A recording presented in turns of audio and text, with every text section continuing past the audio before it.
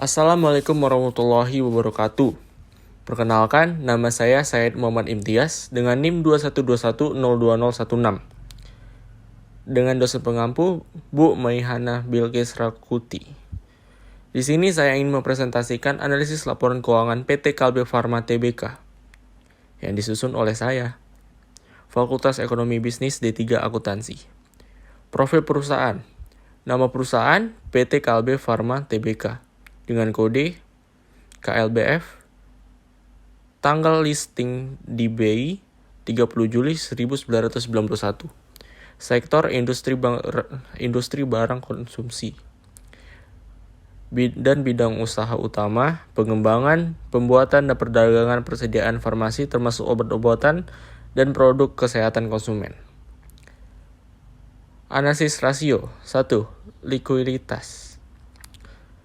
Tahun 2019, rasio lancar atau current ratio sama dengan aset lancar per hutang lancar sama dengan 11,222, 490, 978, 401 dibagi dengan 2577, 108, 803, 851 sama dengan 4,35%. Rasio cepat AV test ratio sama dengan aset lancar dikurang persediaan per hutang lancar sama dengan 11,222, 490, 978, 401 dikurang dengan 3737, 976, 007, 703 per 2577, 108, 805, 851 sama dengan 2,90%. Tahun 2020. Rasio lancar, current ratio sama dengan aset lancar dikurang hutang lancar sama dengan 13,075, 331, 888, 715 per 3176, 726, 211, 674 sama dengan 4,11%. Rasio cepat atau AV test ratio sama dengan aset lancar dikurang persediaan per hutang lancar sama dengan 13,075, 311, 880, 715 sama dengan 37, 976, 007, 703 dibagi per 2577, 108, 805, 851 sama dengan 2,98%.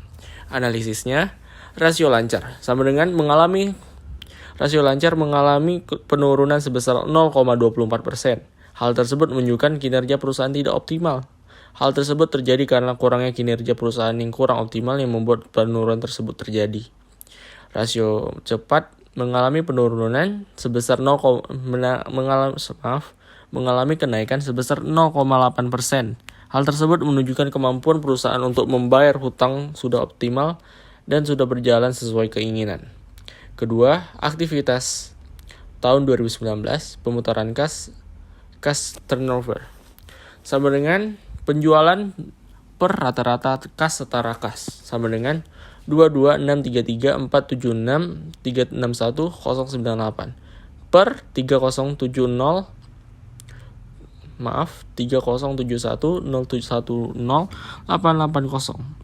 sama dengan 7,37%.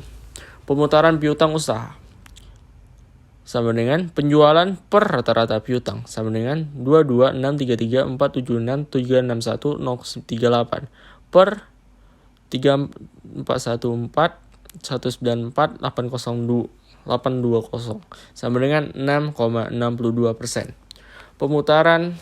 Perputaran persediaan.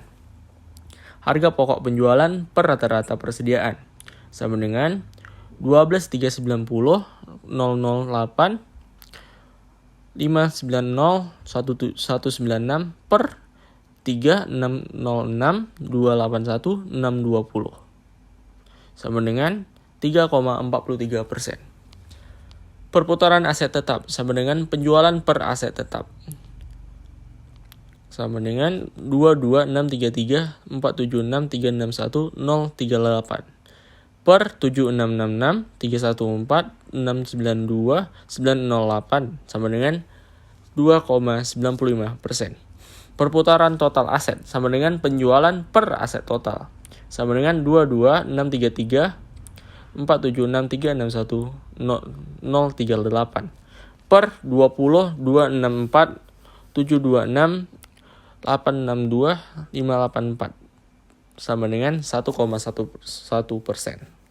Tahun 2020, pemutaran kas sama dengan penjualan per rata-rata kas setara kas sama dengan 23112 6654 991 224 per 4100 389138 sama dengan 5,63%. Pemutaran piutang usaha sama dengan penjualan per rata-rata piutang sama dengan 23112 654 991 224 per 3525 032 771 sama dengan 6,55%. Perputaran persediaan harga pokok penjualan per rata-rata persediaan sama dengan 12866 332 497 453 per 366 3668 860 969 sama dengan 3,50%. Perputaran aset tetap penjualan per aset tetap sama dengan 23112 654 991 224 per 8157 762 093 280 sama dengan 2,83%. Perputaran total aset penjualan per aset total sama dengan 23112 654 991 224 per 122 65 salah tulis harusnya 22 564 300 317 374 sama dengan 1,2%. Analisis rasio aktivitas. 1. Perputaran piutang mengalami penurunan sebesar 0,07%. Hal tersebut menunjukkan bahwa kinerja perusahaan belum optimal, dikarenakan perusahaan tidak dapat mengelola piutang dengan baik, yang ditandai dengan nilai piutang dalam perusahaan semakin bertambah, yang diikuti dengan nilai pendapatan 23112 654 991 224 yang tidak sebanding dengan piutang, yang membuat perputaran piutang mengalami penurunan. Kedua, perputaran kas mengalami penurunan sebesar 1,74% yang terpaut jauh dari tahun sebelumnya. Hal tersebut menunjukkan bahwa kinerja perusahaan belum optimal, dikarenakan perusahaan tidak dapat mengelola kas dengan baik, ditandai dengan kas yang dalam perusahaan semakin bertambah, yang diikuti dengan penambahan nilai pendapatan 23112 654 991 224 yang tidak sebanding dengan kas yang membuat perputaran tersebut mengalami penurunan. Ketiga, perputaran persediaan mengalami kenaikan sebesar 0,07%. Hal tersebut menunjukkan bahwa kinerja perusahaan sudah optimal, dikarenakan perusahaan dapat mengelola persediaan dengan baik, yang ditandai dengan persediaan dalam perusahaan semakin bertambah. Keempat, perputaran aset tetap mengalami penurunan sebesar 0,12%. Hal tersebut menunjukkan bahwa kinerja perusahaan belum optimal, dikarenakan perusahaan tidak dapat mengelola aset tetap dengan baik, ditandai dengan nilai aset tetap dalam perusahaan semakin bertambah, ini diikuti dengan penambahan nilai 23112 654 7991 224 yang dimana aset tetap juga semakin bertambah, yang membuat penurunan perputaran aset tetap. Kelima, perputaran total aset mengalami penurunan sebesar 0,09%. Hal tersebut menunjukkan bahwa kinerja perusahaan sebelum optimal, dikarenakan perusahaan tidak dapat mengelola aset total dengan baik. Solvabilitas tahun 2019. Total utang terhadap ekuitas sama dengan liabilitas per ekuitas sama dengan 3559144386553 per 16705582476 sama dengan 0,21%. Total utang terhadap aset sama dengan hutang per total aset sama dengan 3559144 38655 per 2026476726862 sama dengan 0,17%. Tahun 2020, total utang terhadap ekuitas sama dengan liabilitas per ekuitas sama dengan 4288218173294 per 182760821444080 sama dengan 0,23%. Total utang terhadap aset, hutang per total aset sama dengan 4288218173294 per 22564300317 sama dengan 0,19%. Analisis rasio solvabilitas. 1. Rasio total utang terhadap aset mengalami kenaikan sebesar 0,02%. Hal tersebut menunjukkan bahwa terjadi peningkatan jumlah hutang sebesar 4288218173294 yang menunjukkan semakin sulit perusahaan melunasi hutang tersebut dan meningkatkan risiko perusahaan. Kedua, rasio total utang terhadap ekuitas mengalami kenaikan sebesar 0,02%. Hal tersebut menunjukkan bahwa terjadi peningkatan jumlah hutang sebesar 4288218173294 yang menunjukkan semakin sulit perusahaan melunasi hutang tersebut dan meningkatkan risiko perusahaan. Ketiga, probabilitas. Tahun 2019, tingkat pengembalian aset sama dengan laba bersih per total aset sama dengan 2513 242 403 090 per 20264726862 sama dengan 0,12%. Net profit margin sama dengan laba bersih per penjualan dikali 100% sama dengan 2251413 242403 090 per 22633 476361038 sama dengan 0,11%. Tingkat pengembalian ekuitas sama dengan laba bersih per ekuitas sama dengan 2513 242 403 090 per 16705 582 476 031 sama dengan 0,15%.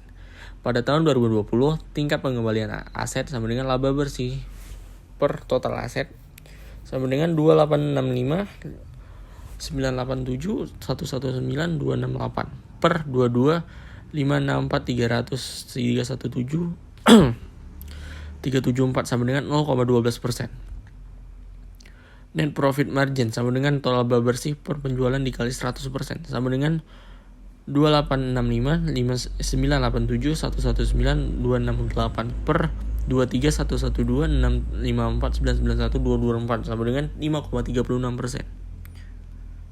Tingkat pengembalian ekuitas sama dengan laba bersih per ekuitas sama dengan 2865 987 119 68 per 18 276 082 144 080 sama dengan 0,15%. Analisis probabilitas. Ketiga, pertama, tingkat pengembalian aset tidak mengalami perubahan atau 0,00%. Hal tersebut menunjukkan bahwa tidak terjadi peningkatan dan penurunan jumlah profit walaupun total aset meningkat. Hal ini menandakan bahwa perusahaan tidak dapat menghasilkan profit dengan baik. Yang kedua, net profit margin mengalami penurunan sebesar 0,75%. Hal tersebut menunjukkan bahwa terjadi penurunan penjualan sebesar 231126549912224. Kesimpulan. Laporan keuangan merupakan hasil dari proses pencatatan dan pengikhtisaran data transaksi bisnis yang digunakan sebagai alat komunikasi dengan pihak yang berkepentingan, seperti pihak manajemen, pemilik, kreditur, investor, penyalur, dan karyawan, lembaga pemerintah, dan masyarakat umum. Laporan akuntansi ini juga merupakan sebagai alat tolak ukur perusahaan untuk menilai kondisi kesehatan perusahaan dengan melihat data keuangan atau aktivitas dalam perusahaan pada setiap periode tertentu. kondisi kinerja keuangan perusahaan PT Kalbe Farma Tbk belum baik dikarenakan banyaknya analisis kinerja yang harus ditingkatkan seperti rasio ekuitas, rasio likuiditas, dan rasio solvabilitas yang masih belum maksimal kinerjanya. Semoga saja ke depannya perusahaan ini bisa memaksimalkan kinerjanya sehingga keuangan di perusahaan ini membaik dan kuat. Sekian dari saya. Wassalamualaikum warahmatullahi wabarakatuh.